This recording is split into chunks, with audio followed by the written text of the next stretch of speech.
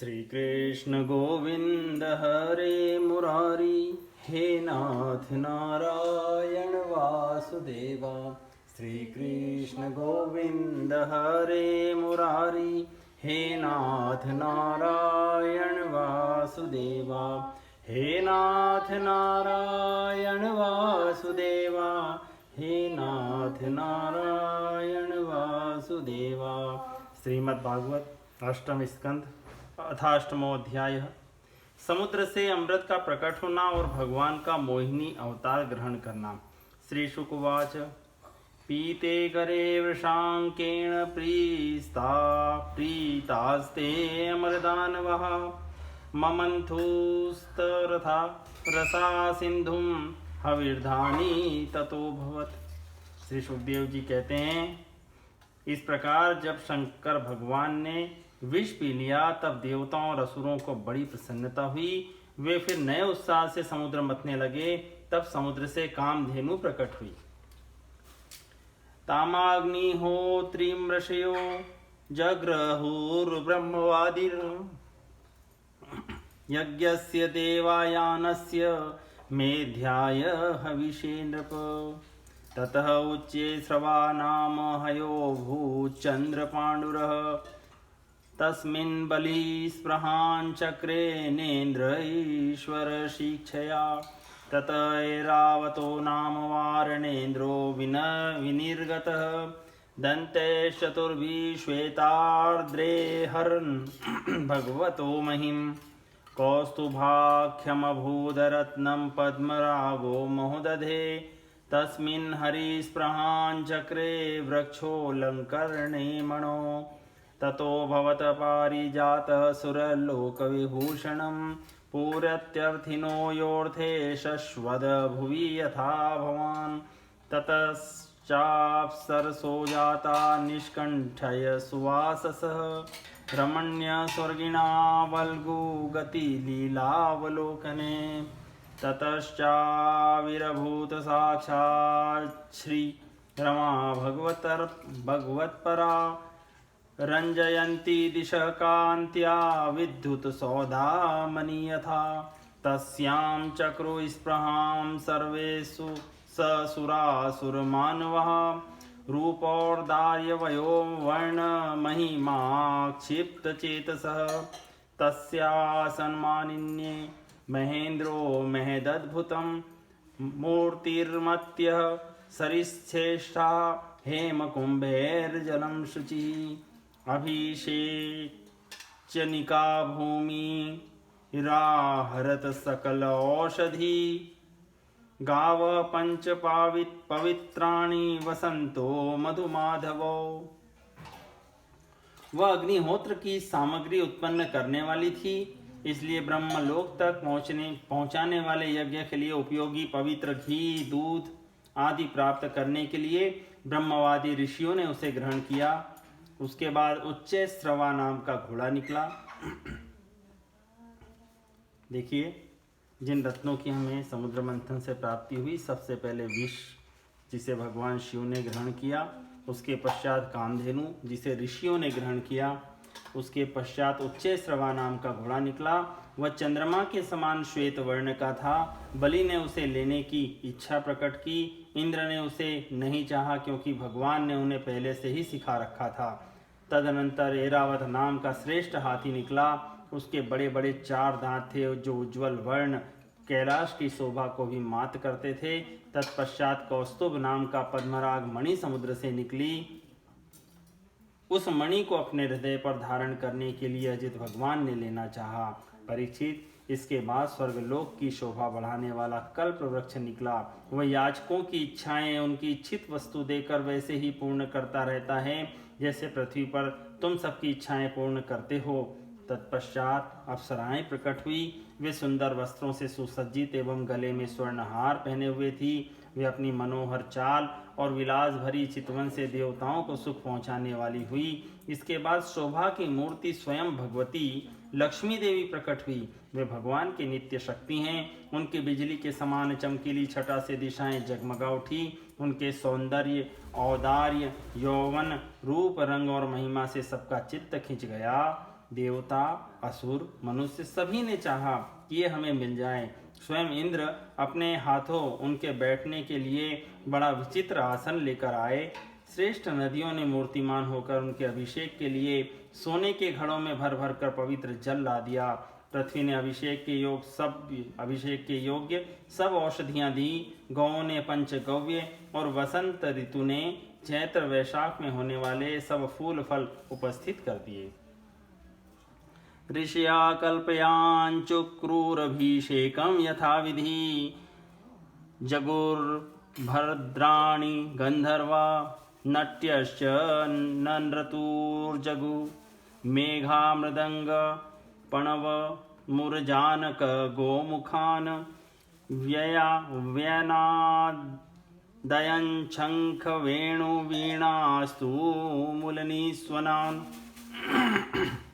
ततोऽभिशिशिचुर्देवीं श्रियं पद्मकरां सतीं दिगिभा पूर्णकलशे सूक्तवाक्यैर्द्विजैरिते समुद्रपीतकौशेयवाससी समुपाहरत वरुणस्त्रंजं वैजयन्तीं मधुना मत्तषट्पदां भूषणानि विचित्राणि विश्वकर्मा प्रजापतिः हारं सर्वसती पद्मजो नागाश्च कुण्डले ततः कृतस्वस्य यनोत्पलस्त्रजं नद्द्वीरेफां परिगृह्य पाणिना चचालवक्त्रं सुकपोलकुण्डलं सव्रीडहासं ददति सुशोभनं स्तनद्वयं चातिकृशोदरी समं निरन्तरं चन्दनकुङ्कुमोक्षितं ततस्ततो नुपूरवल्गुः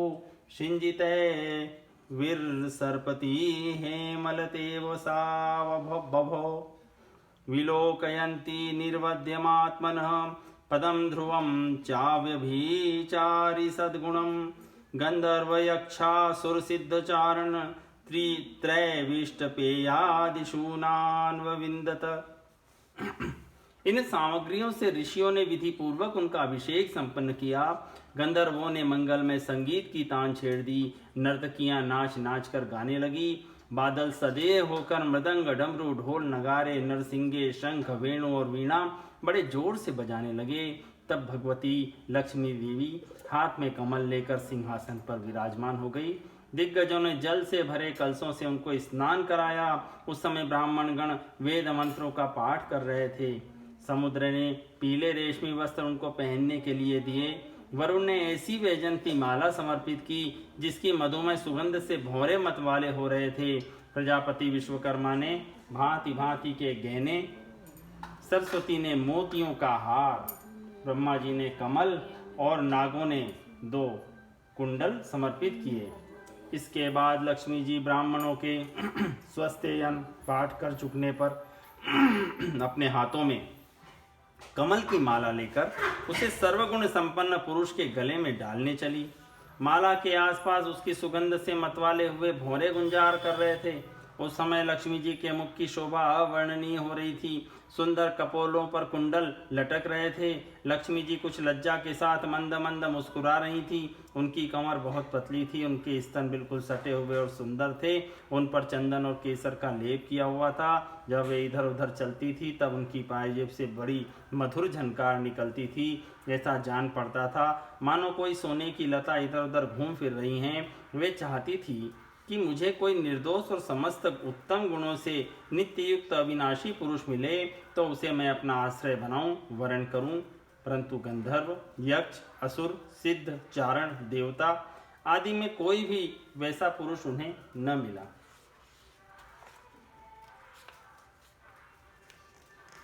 नूनं तपो यस्य न मन्यु निर्जयो ज्ञानं क्वचित् तच्च न संगवर्जितं कश्चिन्महास्तस्य न काम निर्जय स ईश्वर किं पर्तव्यपाश्रयः धर्म क्वचित् तत्र न भूत सौहृदं त्यागः क्वचित् तत्र न मुक्ति कारणं वीर्यं न पुंसोस्त्यज्य वेग निष्कृतं न हि द्वितीयो गुणसंगवर्जितः क्वचिच्चिरायुर्न हि शीलमंगलं क्वचित् तदप्यस्ति न वेद्यमायुषः यत्रो भयं कुत्र च सोऽप्यमङ्गलः सुमङ्गलः कश्चन काङ्क्षते हि माम् एवं विमृश्याव्यभिचारी सद्गुणैर्वर्यं निजैकाश्रयता गुणाश्रयं वव्रे वरं सर्वगुणैरपेक्षितं रमा मुकुन्दं निरपेक्षमीप्सितं तस्या सदेषु शतीं नवकञ्जमालां माध्यन्मधुव्रतवरूथगिरोपदुष्टां तस्थो निधाय निकटे तदुरस्वधाम सव्रीडहासविकसन्नयनेन याता। वे मन ही मन सोचने लगी कि कोई तपस्वी तो है पर उन्होंने क्रोध पर विजय प्राप्त नहीं की है। किन्हीं में ज्ञान तो है परंतु वे पूरे अनासक्त नहीं हैं। कोई कोई है तो बड़े महत्वशाली परंतु वे काम को नहीं जीत सके हैं। किन्हीं में ऐश्वर्य भी बहुत है परंतु ऐश्वर्य ही किस काम का जब उन्हें दूसरों का आश्रय लेना पड़ता है।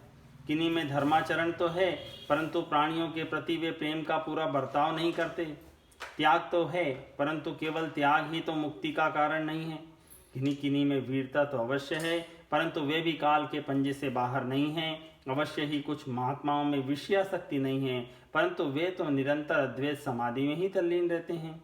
किसी किसी ऋषि ने आयु तो बहुत लंबी प्राप्त कर ली है परंतु उनका शील मंगल भी मेरे योग्य नहीं है। किन्हीं में शील मंगल भी है परंतु उनकी आयु का कुछ ठिकाना ही नहीं। अवश्य ही किन्हीं में दोनों ही बातें हैं परंतु वे अमंगल वेश में रहते हैं। रह एक भगवान विष्णु उनमें सभी मंगलमय गुण नित्य निवास करते हैं परंतु वे मुझे चाहते ही नहीं। इस प्रकार सोच विचार कर अंत में श्री लक्ष्मी जी ने अपने चिर अभीष्ट भगवान को ही वर के रूप में चुना क्योंकि उनमें समस्त सद्गुण नित्य निवास करते हैं। प्राकृत गुण उनका स्पर्श नहीं कर सकते और अणिमा आदि समस्त गुण उनको चाहा करते हैं परंतु वे किसी की भी अपेक्षा नहीं रखते। वास्तव में लक्ष्मी जी के एकमात्र आश्रय भगवान ही है।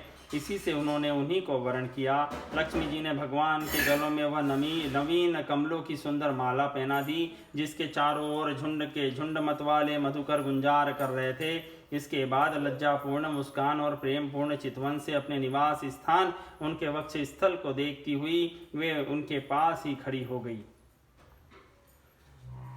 तस्या श्रियस्त्री जगतो जनको जनन्या वक्षो निवासं करोत परमं विभूते श्री स्वाहा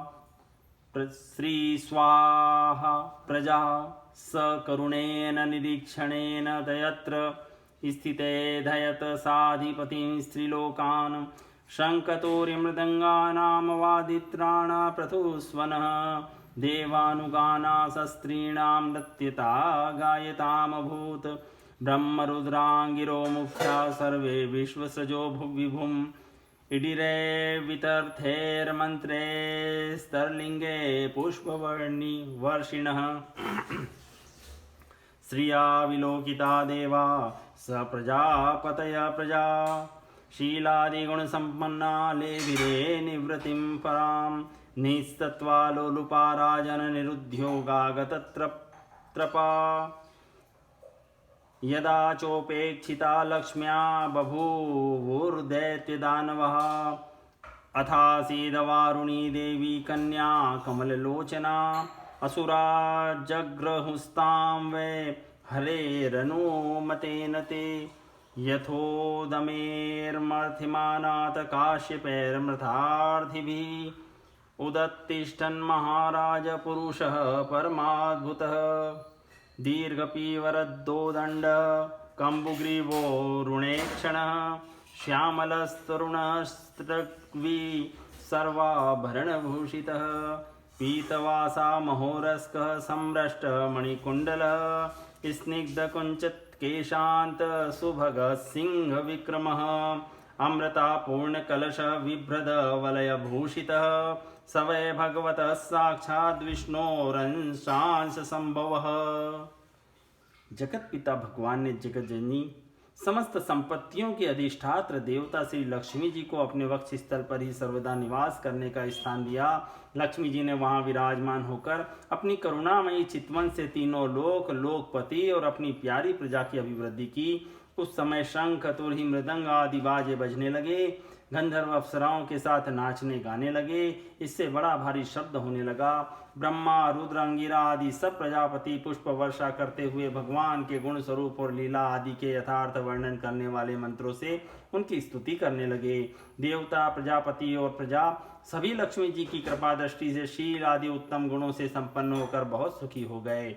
परीक्षित, इधर जब लक्ष्मी जी ने दैत्य और दानवों की उपेक्षा कर दी, तब वे लोग निर्बल, उद्योग रहित, निर्लज और लोभी हो गए। इसके बाद समुद्र मंथन करने पर कमल नयनी कन्या के रूप में वारुणी देवी प्रकट हुई। भगवान की अनुमति से दैत्यों ने उसे ले लिया। तदनंतर महाराज, देवता और असुरों ने अमृत की इच्छा से जब और भी समुद्र मंथन किया, तब उसमें से एक अत्यंत अलौकिक पुरुष प्रकट हुआ। उसकी भुजाएं लंबी एवं मोटी थी, उसका गला शंख के समान उतार चढ़ाव वाला था और आंखों में लालिमा थी। शरीर का रंग सुंदर सांवला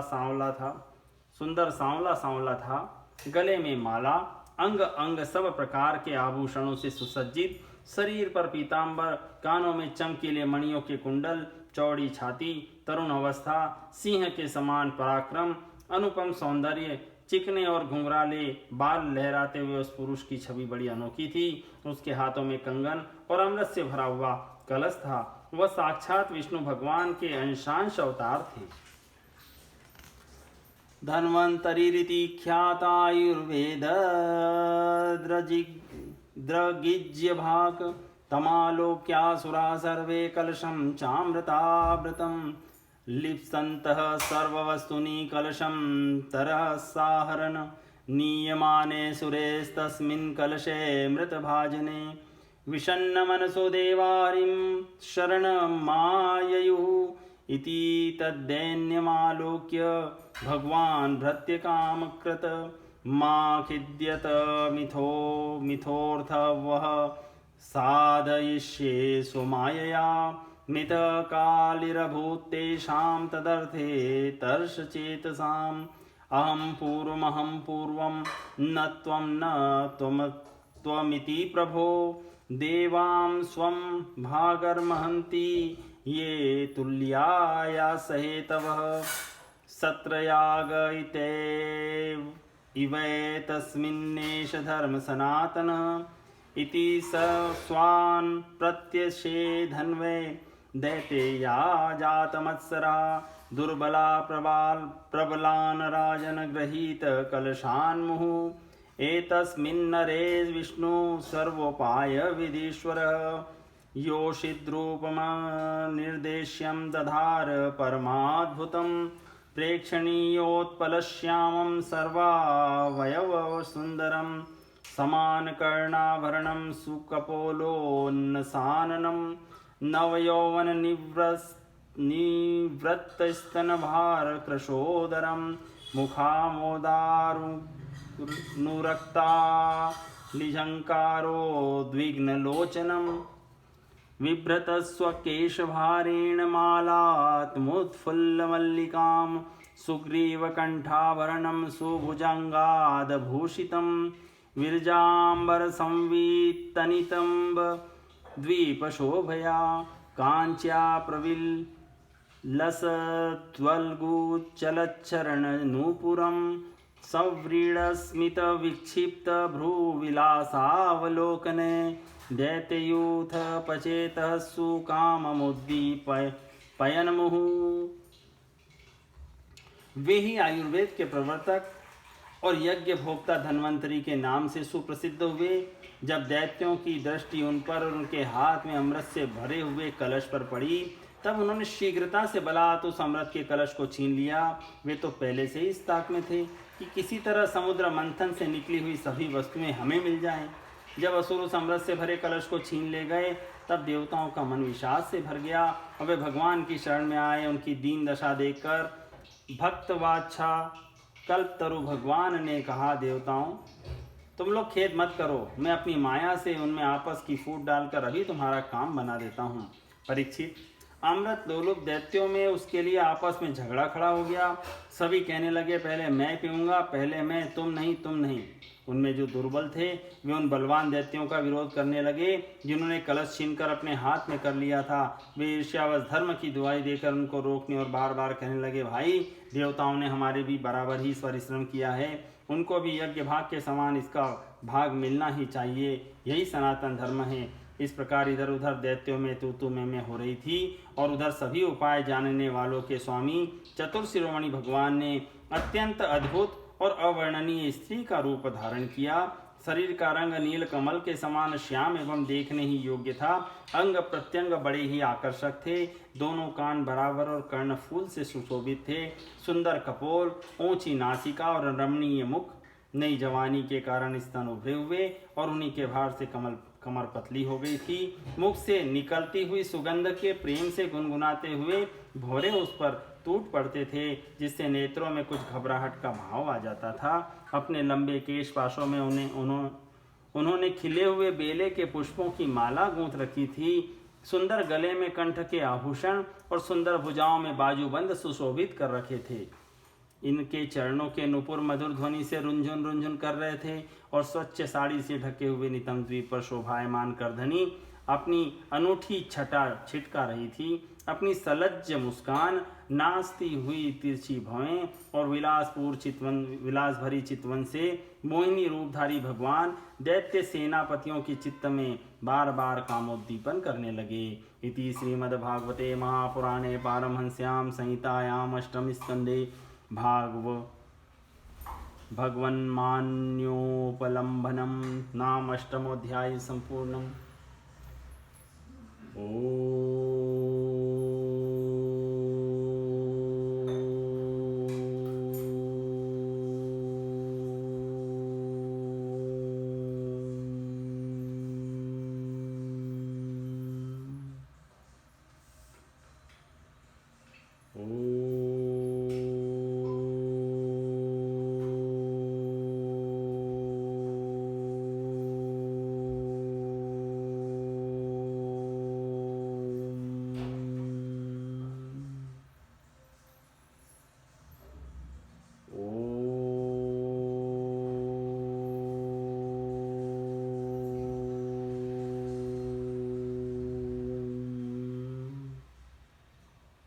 श्री कृष्ण गोविंद हरे मुरारी, हे नाथ नारायण वासुदेवा।